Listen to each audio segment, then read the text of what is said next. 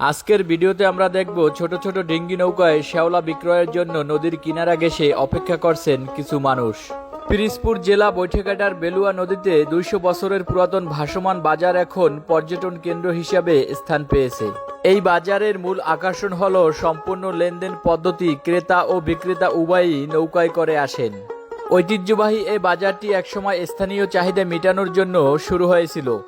বর্তমানে এটি কৃষি পণ্য রপ্তানির বৃহত্তর মোকাম হিসাবে পরিচিত লাভ করেন।